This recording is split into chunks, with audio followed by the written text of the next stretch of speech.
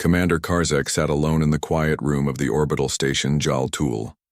The walls were cold metal, lit by a dim light that cast long shadows. Outside the window, stars moved slowly past the station. Karzek was a tall, strong man from the Trelvani Empire, known across many worlds for his skill in war. He had led many battles, crushed many enemies, and earned the respect and fear of many. But today, he was waiting for someone different. Visitor came through the door. The visitor was a Dravari, a small and curious alien with large eyes and a soft voice. His name was Vurin. He was an archivist, one who collected stories from across the galaxy to save for the future. He was not a soldier but had come to learn from one of the greatest commanders alive. Vurin looked at Karzek and said, "I have heard many stories about your battles, Commander. I want to know about the time you fought humans. They say humans are strange and dangerous. Is this true?" Karzek nodded slowly. "Humans are unlike any enemy I have ever faced. They are unpredictable and do not fear death as others do. They fight with a strange courage that confuses many. I will tell you their stories." The room was silent for a moment. Then Karzek began. Many years ago, the Trelvani Empire was expanding its reach into new star systems. One of these was the system called Cygnus Prime. It was a world rich with resources and easy to take, or so they thought. The Trelvani fleet arrived with many ships all ready to fight and win quickly. But they did not expect the humans. The humans on Cygnus Prime were led by a man named Nate Brooks. He was not a great general by Trelvani standards but had something else, a fierce will to protect his home. When the Trelvani ships attacked, Brooks and his crew fought back with whatever they had. They used fast, small ships that could hide in asteroid fields and launch quick attacks. They used tricks that confused the Trelvani, such as false signals and sudden retreats. Karzek remembered how his forces were caught off guard many times. They lost ships to traps they did not see. The humans did not fight like the other species. They were clever and bold. Instead of waiting to be destroyed, they attacked without fear. This made Karzek realize something important. Humans did not see war as just a fight. For them, it was a test of will and heart. In one battle, Karzek sent his best unit to destroy a human base.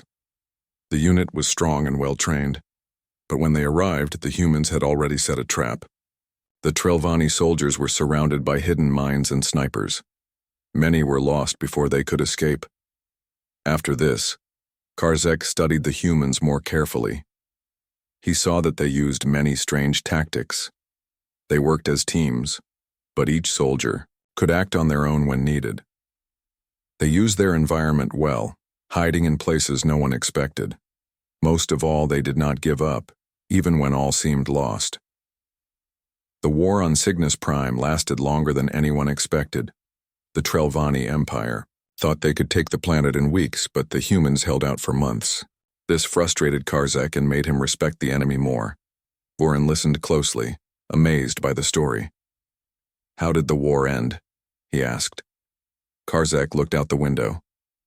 "We did not win easily. Eventually, we had to change our approach.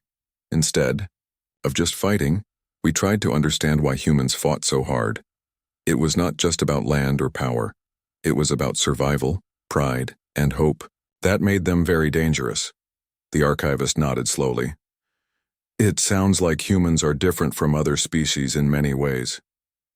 "Yes," Karzek said. "They are small in number, not the strongest or the fastest. But their spirit makes them a force to be reckoned with. Many commanders have underestimated humans and paid the price."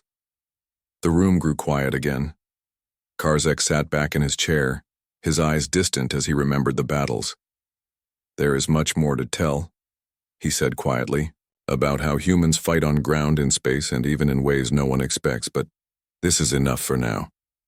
Vurin smiled. "Thank you, Commander. Your stories will be saved and remembered."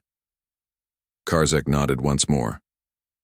The stars outside the window kept moving. The veteran commander knew that his stories were not just about war. They were about the human spirit, something that even the cold void of space could not break. Commander Karzek leaned forward, resting his elbows on the cold metal table. The room on the orbital station was quiet except for the soft hum of machines. Vurin, the Dravari archivist, was eager to hear more. Karzek's eyes darkened as he began to speak again. The next story took place on the mining world of Ardinis 5. This was a small rocky planet far from the core of human space. It had rich minerals that the Trilvani wanted to control. The humans there were led by Captain Alyssa Monroe, a sharp and clever leader known for her quick thinking in battle. When Karzek arrived with his fleet, he expected an easy victory. The Trilvani forces were strong and well-trained. They had the best weapons and the largest ships, but the humans on Ardinis 5 fought like they had nothing to lose. Monroe used the rocky terrain to her advantage. Her troops hid in caves and behind cliffs. They set traps and ambushes that slowed the Trilvani advance. Karzek was impressed by how the humans used small drones. These tiny machines flew through narrow canyons and scanned for his forces. They would mark weak spots for the humans to attack. The drones made it hard for the Trilvani to move safely. Every step forward felt dangerous. On one occasion, Karzek sent a large force to take a mining outpost on the planet. The humans waited quietly. When the Trilvani approached, the ground suddenly shook with explosions. Hidden mines went off beneath the advancing troops. The explosion threw many soldiers into the air and broke their lines. The humans attacked quickly after the explosion. They used rifles and energy weapons from behind rocks and ledges. Karzek's soldiers fought hard but could not push the humans back. The outpost was lost and the Trilvani had to retreat. Days turned into weeks. The siege dragged on. Karzek grew frustrated. The humans did not fight like other species who simply charged or surrendered. They were patient and smart. They attacked when they could win and hid when they could not. Karzek ordered his engineers to find a way to deal with the drones. He wanted to shut down their eyes and ears.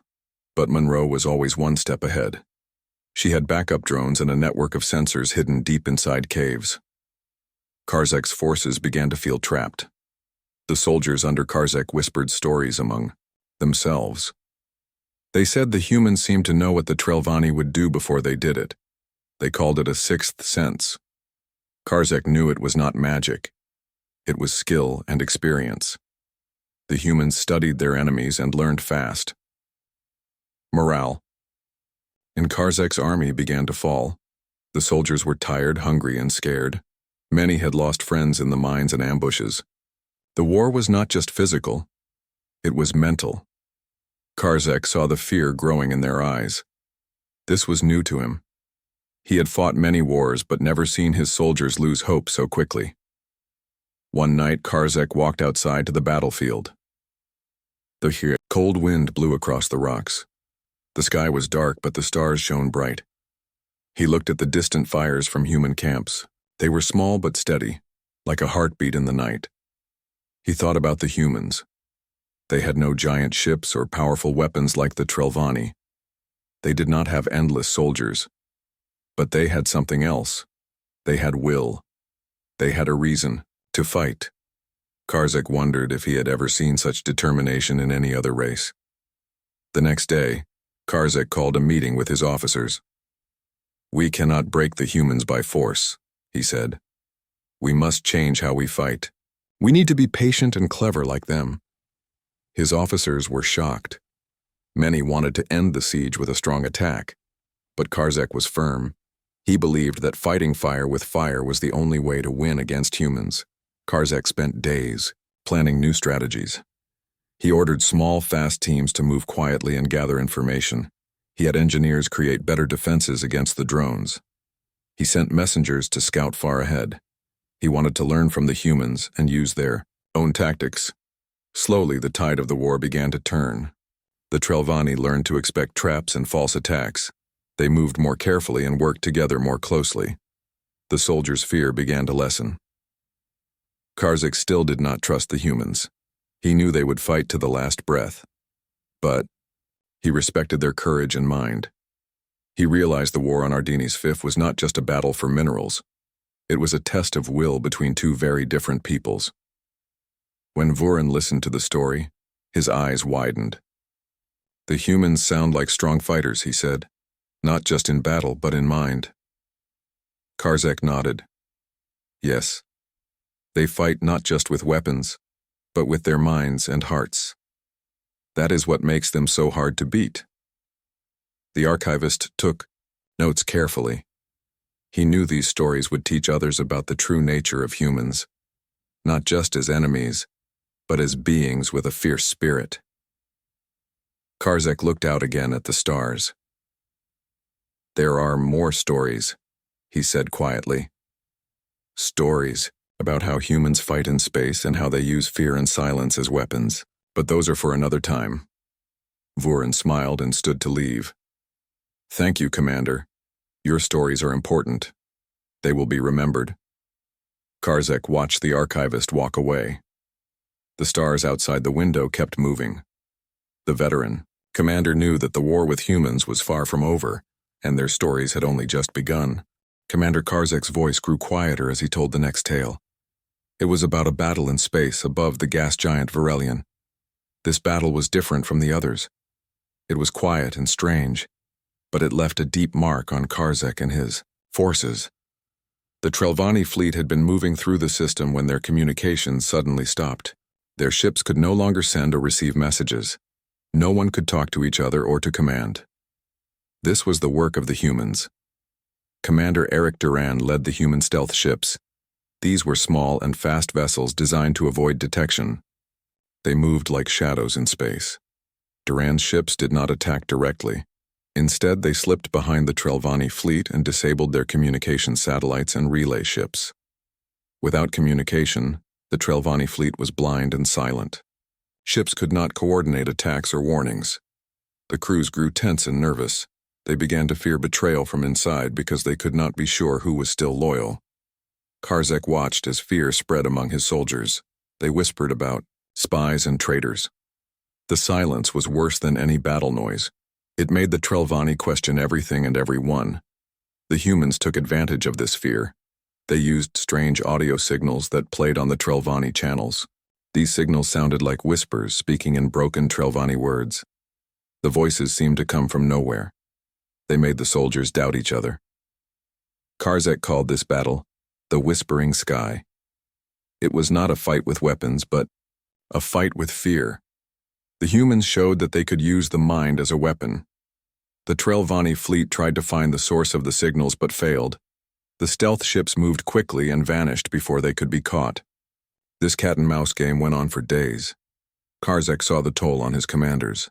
Some began to make mistakes, sending wrong orders or ignoring commands. The fear was stronger than the desire to fight. One night, Karzek stood on the bridge of his flagship. He looked out at the dark sky filled with distant stars. The silence was heavy.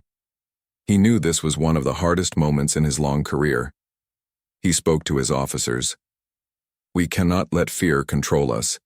We must find new ways to fight. We must be stronger than their whispers. The officers nodded, but Karzek knew it would not be easy. Days later, the Trelvani managed to repair part of their communication network. They sent out scouts to find the stealth ships. These scouts were fast and quiet, just like the humans. After a long chase, they found Duran's ships hiding near one of Varelion's moons. The Trelvani prepared to attack, but the humans had planned for this. Duran's ships scattered and vanished before the Trelvani could strike. Karzek realized that humans were masters of patience and timing. They did not rush into battle. They waited for the right moment and used fear as a tool. The battle over Varelion ended without many ships lost. But the damage to the Trelvani fleet's spirit was great. They had faced a new kind of war, one without noise but full of fear. Vuren, listen quietly. This is a different way to fight, he said. The humans do not always need weapons to win. Karzek nodded. Yes, they use minds and fear. They know that sometimes breaking an enemy's spirit is stronger than breaking their ships. They be away. Archivist looked thoughtful. This story will teach many about human warfare. Karzek looked out the window one last time. Humans are strange enemies. They are not the strongest, but they are the most dangerous because they fight with their whole being. The stars outside the station kept moving. The room was silent again. The veteran commander waited, ready to share more stories when the time came. Commander Karzek sat back in his chair, feeling the weight of his memories. The stories he told were not just about battles and strategy. They were about how humans fought when everything seemed lost. This story took place on a cold, dark planet called Marnath. The humans there were small in number and poorly equipped. They had lost many battles and were surrounded by enemies. Most commanders would have given up, but not Captain Lisa Grant. Lisa was known for her quiet strength. She did not have a large army or powerful weapons, but she had something else, a fierce belief in her people's will to survive.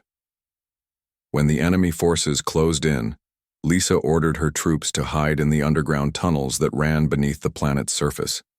The enemy thought they had won. They believed the humans were trapped and helpless.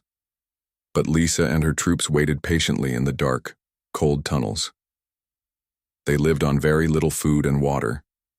They kept their spirits high by sharing stories and reminding each other why they fought. One day the enemy entered the tunnels thinking it was an easy victory, but Lisa had planned a trap. She had placed explosives in the narrow passages. When the enemy was deep inside, the explosion shook the tunnels, causing rocks and debris to fall and block the way. The humans then attacked with what little weapons they had. The enemy was caught off guard and suffered heavy losses. Lisa's troops fought with desperation and skill. They used the dark tunnels to their advantage, moving silently and striking quickly. Karzek admired how Lisa used the environment to fight back. He said, "She showed that even when you are weak, you can be strong with the right mind and heart." The enemy soon realized that the humans on Marnath would not be easily defeated. The war became a long battle of survival, with the humans using every trick they could. Vurin asked, "Did the humans win in the end?" Karzek smiled sadly. Not all of them survived, but they did not give up. They kept fighting until help arrived. Their courage inspired others and changed the course of the war. The archivist nodded, understanding the meaning behind the story. It is not always about winning quickly. Sometimes it is about lasting through the hardest times. Yes, Karzek agreed. Humans fight for hope, for each other. That makes them very different. The stars outside the station shone bright as the commander finished his tale. He knew that each story revealed more about the strange and powerful nature of human warfare. Vurin thanked Karzek again. "Your stories will help many understand why humans are not to be taken lightly." Karzek looked out the window one last time. "Remember this," he said quietly. "The true power of humans is not in their weapons but in their will to survive and protect those they love." The room grew silent. The veteran commander sat alone with his thoughts, ready to share more when asked. The tale of human warfare was far from over. Commander Karzek continued his tales with a quiet tone. He spoke of a battle in the cold depths of space near the asteroid belt of Orenda. This was not a fight over land or resources, but a test of endurance and trust. The humans on Orenda were led by Commander Jack Wilson. He was a calm and steady man, trusted by his crew. His ships were older and fewer in number compared to the Trelvani fleet, but he had something many commanders lacked: an unshakable faith in his team. The Trelvani fleet had been ordered to take control of the asteroid bases in the belt. These bases were small and scattered, but they controlled important trade routes. Taking them would give the Trelvani an advantage. Wilson knew his ships could not stand against the larger Trelvani vessels in a direct fight. Instead, he used hit-and-run tactics. His crews moved quickly from one asteroid to another, attacking with speed and then disappearing into the darkness. Karzek admired this style. The humans did not fight to hold territory, but to wear down their enemy. They knew they could not match the Trelvani in power, so they used patience and skill. The Trelvani tried to catch Wilson's ships, but the humans always seemed to be one step ahead. They used small fighters that flew through tight spaces between asteroids, places where the larger Trelvani ships could not follow. One day, Wilson's fleet attacked a Trelvani supply ship hidden behind a large asteroid. The attack was quick and deadly. The humans destroyed the supply ship and escaped before the Trelvani could respond. This act hurt the Trelvani more than a large battle. Without supplies, the fleet's strength would slowly fade. Karzek realized the humans understood this. They attacked where it hurt most. Karzek's officers grew frustrated. They wanted a big fight to crush the humans. But Karzek knew better. He told them, "The humans do not fight like we do. They fight smart and wait for the right moment." The battle dragged on. The Trelvani soldiers grew tired. Their ships needed repairs and their supplies were low. The humans showed no sign of giving up. Then came the coldest part of the battle. A sudden solar storm hit the asteroid belt, cutting power to many ships. Wilson's fleet used the storm as cover to strike several weak points in the Trelvani lines. The storm made the fight even harder. Many Trelvani ships were damaged or lost. Karzek watched his fleet struggle against the humans' unexpected courage. Wilson's crew worked through the storm with determination. They fixed their ships quickly and helped each other. Karzek saw this teamwork as one of the humans' greatest strengths. After the storm passed, the Trelvani fleet was weaker and confused. Wilson used this chance to lead a surprise attack on the Trelvani command ship. The fight was fierce but short. The humans won. Karzek admitted to Vorin that this was one of the hardest battles he had faced. The humans do not give up. They fight not for glory or power but to protect their homes and families, he said. Vorin asked, "Did this battle end the war?" Karzek shook his head. "No. It was only a part. But it showed us that humans have strength beyond their weapons, and ships, they have heart." The archivist wrote down every word. He understood that the humans' way of fighting was different and powerful. Karzek looked at the stars outside and said softly, "Remember, the fight with humans is not over. Their will is strong, and their spirit unbreakable." The room grew quiet once more.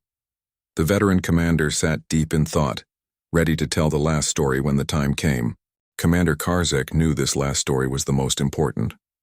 It was about the human spirit and how it could not be broken, no matter the odds. This took place on a planet called Sareth, a place full of deserts and rocky hills.